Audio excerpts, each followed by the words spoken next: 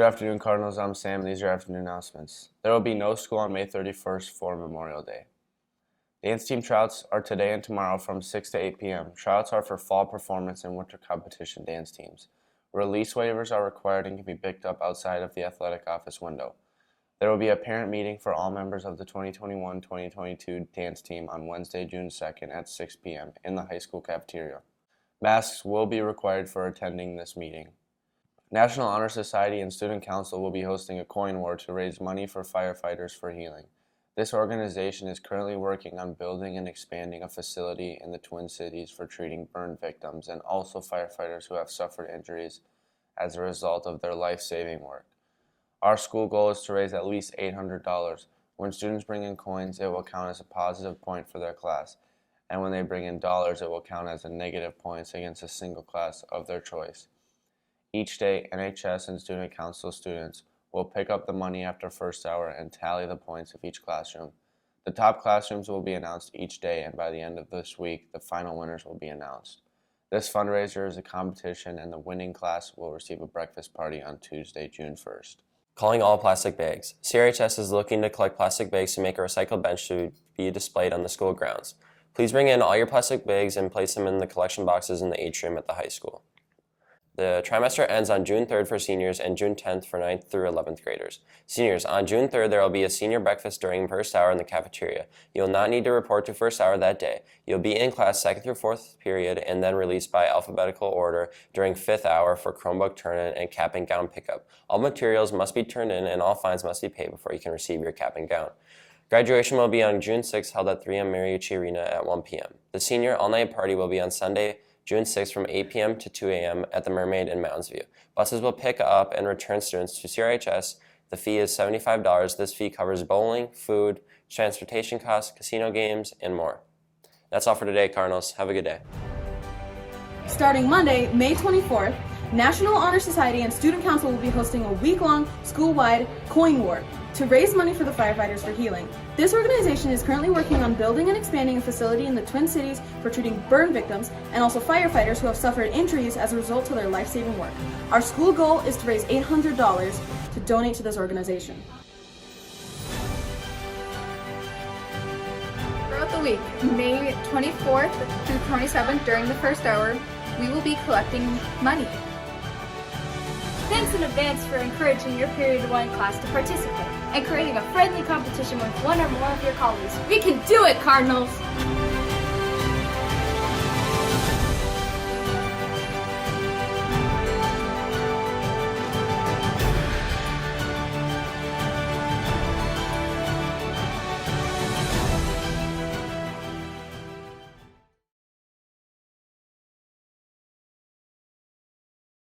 In general, I feel like conversations about race don't involve Asian Americans often. It seems like a very white and black conversation.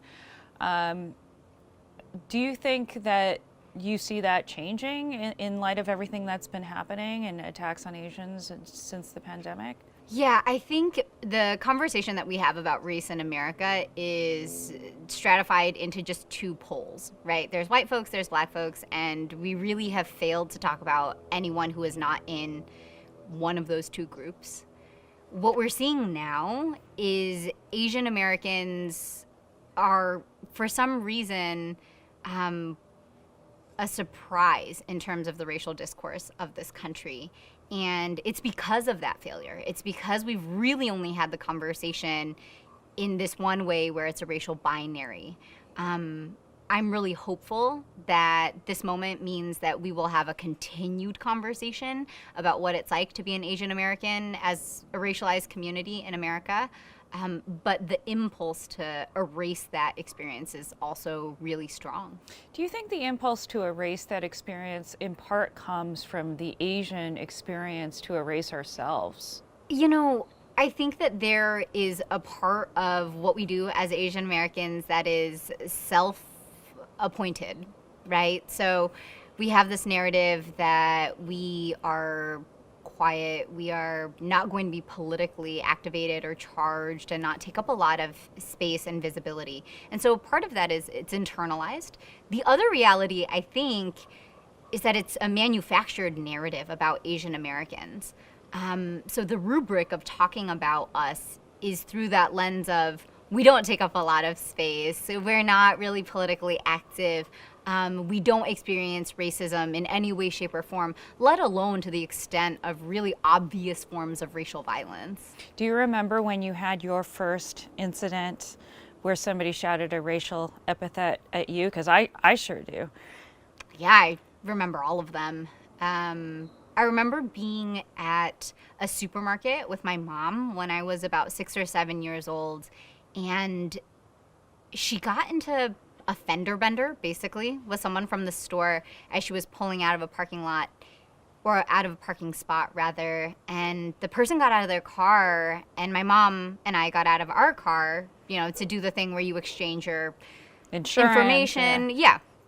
And they just started kind of yelling, go back to your country, go back to your country.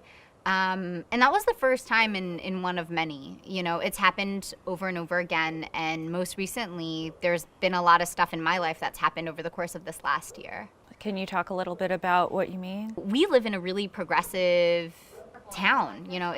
Oakland, California is known for being really liberal. There's been a really cool political, social protest movements here. But when I was walking the dog by myself, I started to notice that people would pull away from me. Specifically, young white women started, pulling their jackets closer, crossing the street. Crossing the street so that they would be further from you? Exactly. And it's really hard to miss because it's just me and my dog on the street with you. So if it's just me and my tiny dog and you suddenly cross the street, there's no mistaking it for anything else. You attribute that to Asianness and not just sort of COVID social distancing? No, because I would see them walk down the street and there were other people who were sharing the sidewalk with them and they wouldn't move away. So it was very clear to me that the thing that was doing the work was what I looked like. There was a Burmese family in Texas who was stabbed inside of a Sam's Club, and that really changed how I engaged with being in public. So we started changing whether or not I would walk the dog alone. My mom has stopped going to the ATM by herself. That's painful. Yeah, it's been a really painful year. There's a lot of fear. There's a lot of fear that I feel. There's a lot of fear that my family feels. Yeah, when we talk about police brutality, we're in generally talking about unarmed Black people. Yeah. But there are instances of Asians unarmed also being killed and brutalized by police, and yet we don't hear about it. So why is that? I would say that a lot of the invisibility and the erasure that Asian Americans experience have to do with how uncomfortable it is to admit that racism is a widespread problem.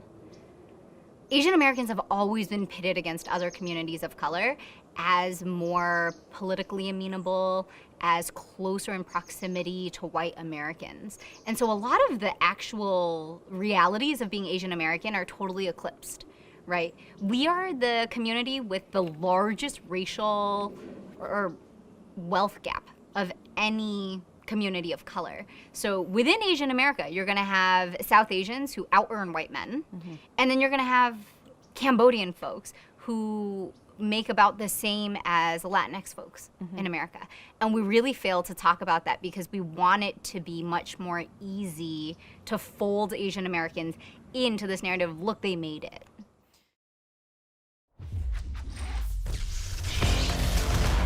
Back to it, Holland comes in and two-handed jab.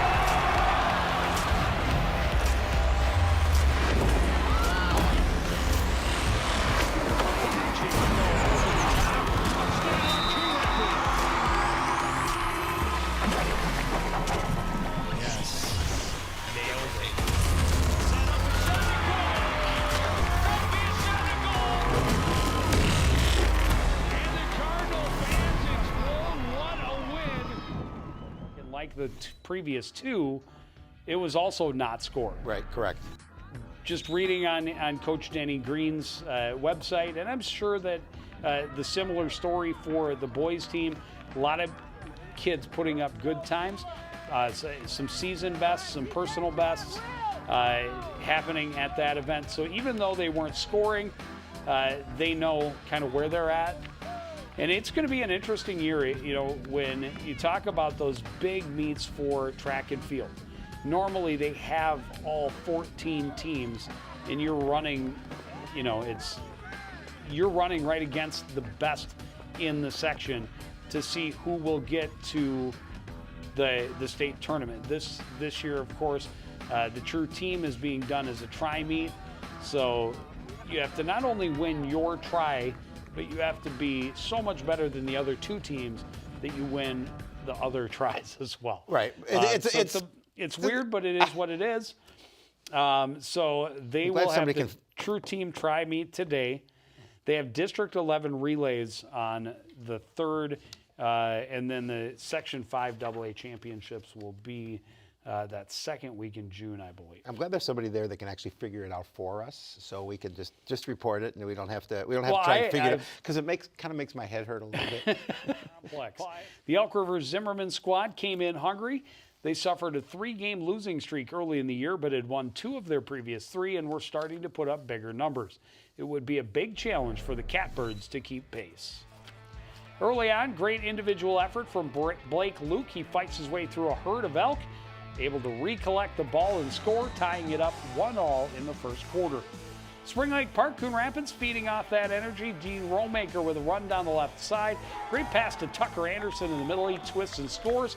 Gives Catbirds a 2-1 lead. Elk River able to get back in front in the second, though. Elijah Pangborn with good moves, able to get out front, scoring close. That put the Elks on top 3-2. SLPCR keeping it close into the second half.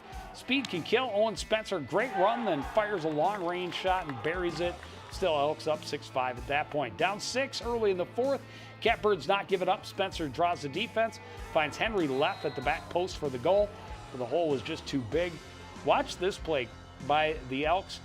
Jace Otten with a backhanded flip out front. Blake Reinhardt crashing the net, able to put it home. Elk River Zimmerman keeps SLPCR winless on the season, 15-9, the final in that one. Yeah, they kept it relatively close, but obviously Elk River did a nice job opening it up at the end. And